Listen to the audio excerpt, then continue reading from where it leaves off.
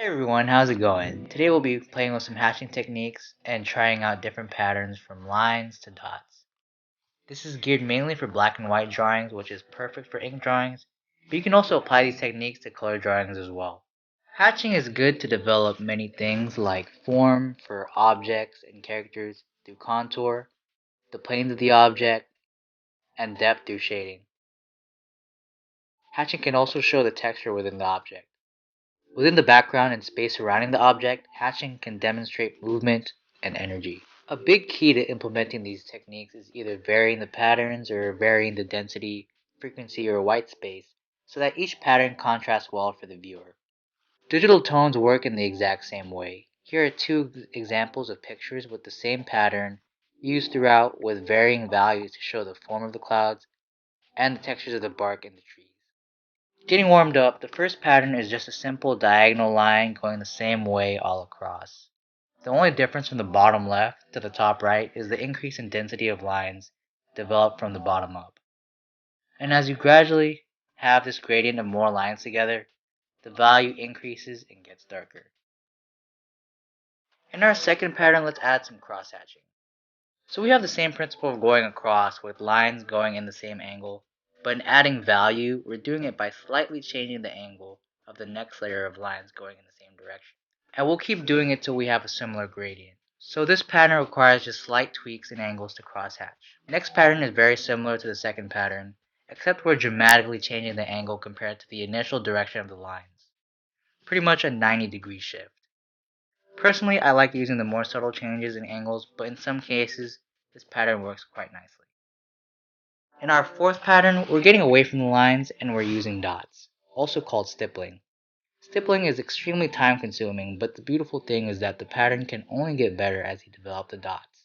And I think it's really therapeutic to just consistently dot the paper. So moving on to our fifth pattern, we're using a vertical line and doing a pattern of lines in the same direction, varying in density, and trying to contrast them with patches of white. I love to use this one for bark textures, but this can apply to many other purposes as well.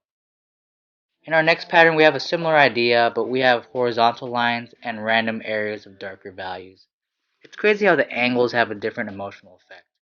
Diagonal lines are energetic, vertical lines give a sense of height and strength, while horizontal lines give a sense of calmness. These last two patterns use the patches of the fifth pattern, but have varying angles.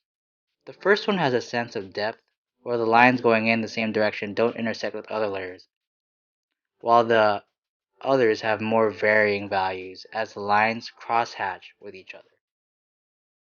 The one thing that's constant in doing all these patterns is that we're constantly trying to build up and differ the values using denser patterns. You can make values denser, adding more frequency of lines by adding more in an area, or making your line thickness or dot size larger. Now that we have a couple of ideas on some hatching patterns, let's apply it to a drawing. So I have some rough guidelines down below, but I want to get a better idea of the shapes in 3D so I know how the planes and the shapes interact with the light source.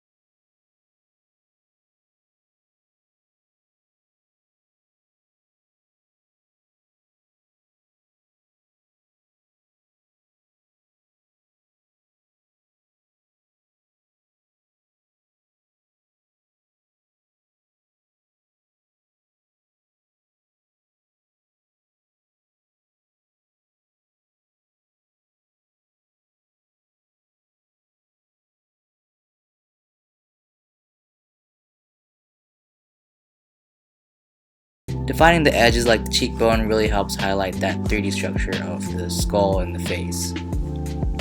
Again, when hatching planar objects, the direction really doesn't matter. So to demonstrate the same effect, I'll hatch horizontally as well. Finally, to just play around, let's put both planar hatchings as a cross-hatched plane.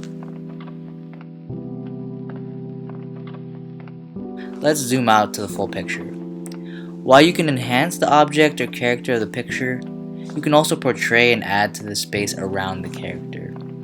We'll start with adding movement around the space with simple focus lines to show the character rapidly coming at you, about to strike. Shang's about to defeat some Huns, I guess.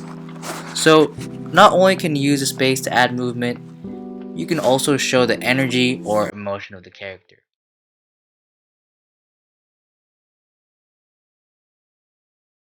I'll stipple around Shang's fist to portray the power emanating from him.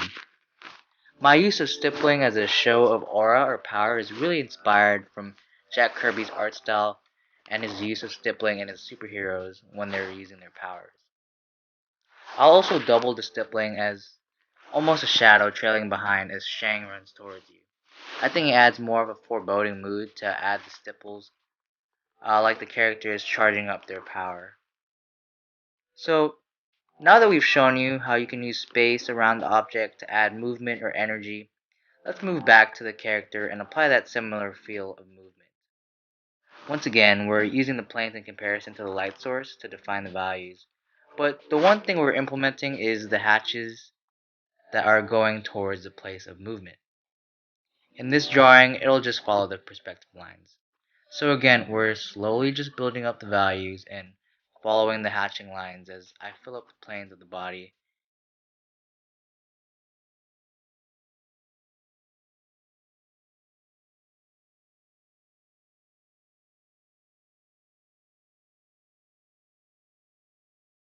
And then the pants.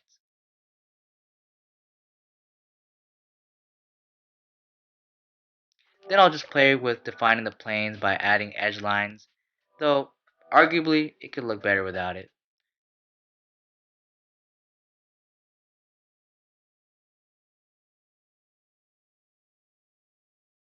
To finish off this drawing, we'll further develop the movement lines by also making a similar shadow-like silhouette following Shang. And bam!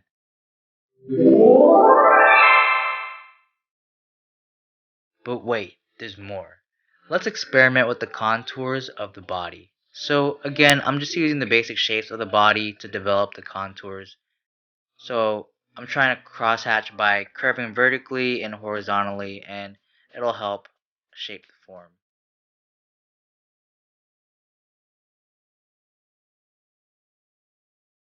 Let's see how the contours compare to the planes hatching. I'll add the contour hatching we added to the face, fill in the pants, and bring back the stippling that we used earlier to have a comparison of both approaches. And here's the results.